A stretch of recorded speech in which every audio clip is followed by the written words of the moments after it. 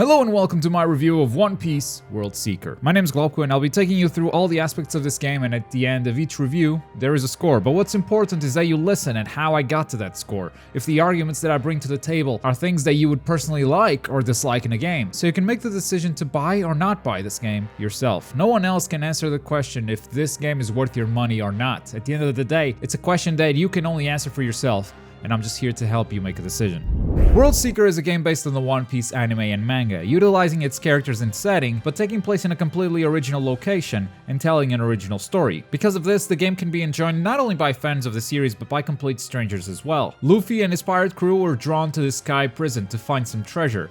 Instead, they found a trap, set up by the warden of this giant prison called Isaac. Escaping his trap, they fall onto the island below, where they meet Jan and the locals. Soon you find out that a ton of big One Piece characters have gathered here, characters from all sorts of factions, Marines, the Revolutionary Army, and other pirates. And to discover why, you start exploring. This is an open world game where you play as Luffy, and one of the biggest complaints that fans had before the game was even released was the fact that Luffy was the only playable character. With such a beloved cast of characters, it's only natural that fans wanted to play as Zoro or Robin, but this entire world does not work without Luffy. His abilities are what make this game, but incidentally, they're also what breaks it. Traveling around the island might just be my absolute favorite thing about World Seeker. Luffy's mobility can be a lot of fun once you unlock the right abilities. It's unfortunate that a lot of the fun stuff is locked behind the skill tree, but once you do unlock it, you'll be flinging yourself across the sky looking for the next grapple point to grab onto. The traversal isn't perfect, it could definitely be improved. For instance, it's a bit odd how Luffy just loses his momentum mid-air when his ability runs out, but it is definitely a lot of fun and very unique as well. This mechanic has been compared to Spider-Man a lot, and while the comparison is easy to make, Luffy isn't swinging around buildings or trees, he's grabbing them and flinging his whole body straight ahead. That's a difference that might seem like splitting hairs on paper, but it's actually quite different and original. You'll be using this grapple system a lot. It's how you move around from mission to mission, and also what you use to explore and find treasure chests. And that's basically the gameplay loop of World Seeker. It's finding and accepting story missions, side missions, and getting treasure chests, which take an eternity to open up. There's even a skill on the skill tree to make chest opening faster, but even then, oh god, why? It's built like this so you don't just open a chest while being shot at, but hey, the game can acknowledge when you're in and out of combat, and maybe, if you're out of combat, don't make us sit through this animation all the time, please. Each region has a limited number of chests, which definitely triggered my OCD brain into wanting to find all of them. And for most of the game, that's pretty much the only open world activity that's of any interest outside of doing the missions. That, and picking up random shiny items off the ground for no reason really. You can use them in crafting, and there are a lot of side missions that ask you to gather this shiny stuff, so it's nice when you accept a mission and you already have the items they ask for, but I barely needed to use crafting at all. So really, I was just picking up this stuff because it was shiny. The whole crafting system felt a bit unnecessary, and these fetch quests, these missions where you have to gather items, also, if they didn't exist, let's say no one would miss them. Luckily, this island is full of unique locations, places that would be very interesting to explore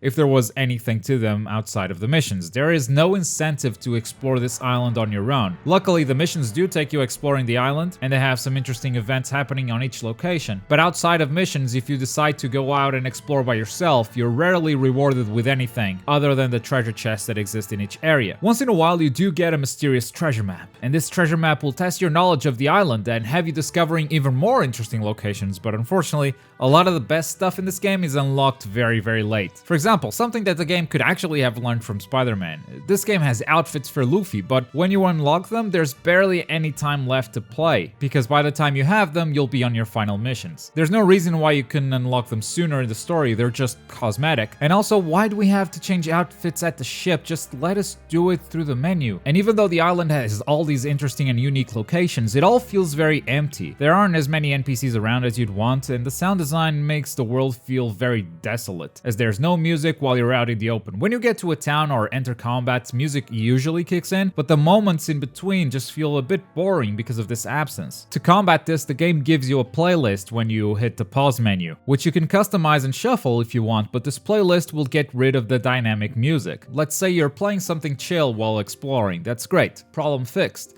Except when you enter a fight, the chill music will still be playing. It doesn't switch to combat music, so in the end it ends up being a pretty bad solution for a problem that didn't seem hard to fix. There are also a ton of different enemies on the island, at which point Luffy forgets about these happy fun treasuring gathering times and starts dishing out some punishment. Unfortunately, there are a lot of flaws to the combat system that it really can't stand on its own. While fighting, you have two modes that you can switch on the fly even during combat. You have observation mode, which unleashes fast attacks and gives you a dodge, or armament mode, which gives you slow but strong attacks and gives you a block. Each one of these modes has a single 3-hit combo to start. You unlock more stuff through the skill tree, but it never stops feeling very repetitive if all you're doing is pressing square. You also have a ranged attack with Gomu Gomu Pistol, and if you land headshots, it can be quite satisfying. And outside of that, you have a few special attacks that you can throw that are absolutely devastating. You're also encouraged to use your mobility a lot of the time, since there are a lot of dudes with guns and they shoot you from afar. Moving around in the battlefield is definitely encouraged, and that's overall how they get away from the monotony of only having a 3-hit combo per each mode. You get new abilities at a reasonable pace, and it gave me a feeling of progression that made me want to keep playing, but that said, the repetitive nature of the combat definitely outstays its welcome, especially since a lot of the enemies are boring to fight against. In World Seeker, when someone is knocked to the ground, they are immune to damage, and they stay immune during their standing up animation, which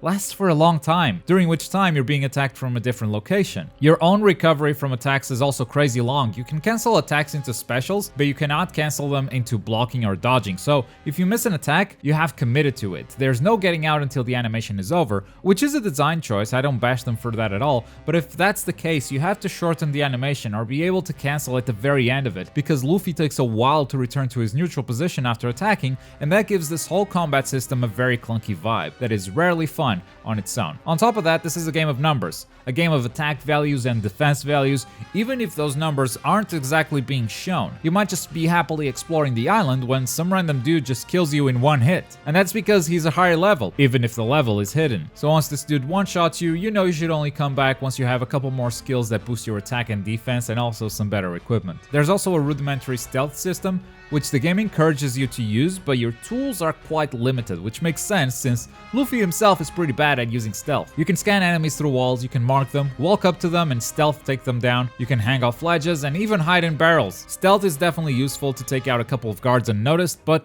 more often than not, after you take them out, you've alerted the entire base and you're back with the normal combat system. The stealth is fine, it's not amazing, but it does help break some of this combat monotony. And that's basically the gameplay loop. You do some exploration, finding treasure chests and materials, fighting pirates and the navy, and doing both story missions and side missions. The mission structure, unfortunately, is also a bit limited. It's usually fight these dudes, or go to this place to talk to this person, or go get me some materials over there. And the repetitiveness definitely outstays its welcome. A lot of the missions deliberately have you traveling across the entire island for no reason, other than being big time wasters, so the headlines for this game can say the game is 20 hours long. And this doesn't just apply to side missions, it applies to the story missions as well. There is the occasional tailing mission. I think Kami there aren't a lot of those, but yeah, for the most part, you go from point A to point B to trigger a cutscene, at which point you fight someone or someone tells you to go back to point A. It's an outdated mission design that it's okay for a while because the story is actually cool, so it keeps driving you forward, but in true One Piece fashion, they shove a bunch of fillers in the middle of this cool story,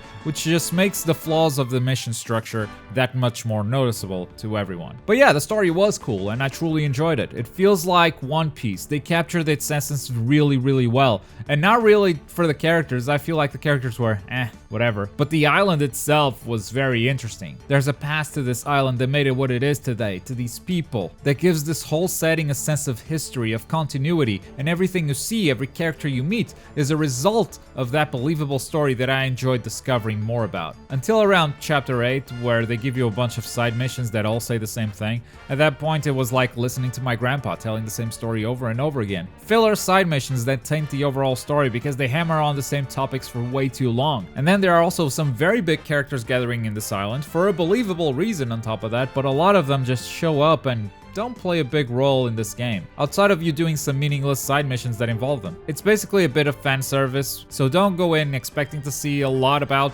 Sabo, for instance. He's barely in this game. A lot of the cutscenes aren't voiced, and I know that's a problem for a lot of people. And I'm kinda with you. If you're advertising the biggest One Piece game you've ever made, I think you either need a lot more voiced cutscenes, which there aren't a lot of them, or you need to voice a lot of these missions. I don't mind reading side missions. I mean, at some point they became so uninteresting that I was just skimming through the dialogue anyway, but at least the main story missions should be voiced. I think that's just the expectation in 2019. So overall, the story could have been told better, with more voices, with characters having a bigger role to play, and with a lot less filler, but it was still very much worth it. The island kept me on my toes. I kept wanting to learn more about it. The mystery is set up very well, and even the bad guys have a plausible reason to be evil. It is very well done. Also very well done is the presentation. I like the graphics on this game a lot, particularly the characters themselves. I think the models look great, the animation work is fantastic. And maybe that's why they prioritized animation and combat over playability so much. But I truly think this is a great looking game. It could be better. I don't think the island itself is top notch. While there are a lot of green places that can become a little repetitive, there's just a lot of green and brown, and that's the color palette for the entire game. Even when you go to the big city and everything is colorful, it doesn't really look stellar. It's just an okay city. So while I think the world has a lot of unique and interesting places to explore, their design could have been better for sure. And the soundtrack is also lovely. It's what's been playing on the background for this entire review, but it's only good when it's actually playing. And for most of the time, the game is just dead silent. And with all that said, it's time to score this game, and if you're new to our channel, we use letters for our review scores. F and E are the bad games, D and C are okay or mediocre, and B and A are the good games. And this is my score for One Piece World Seeker.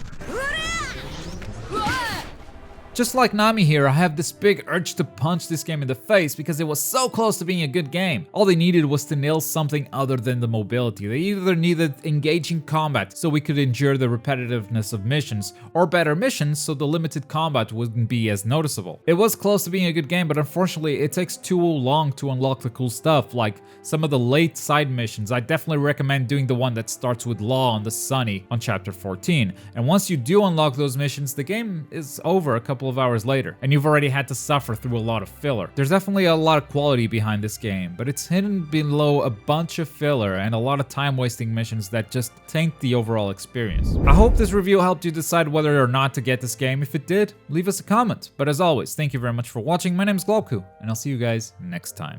Bye.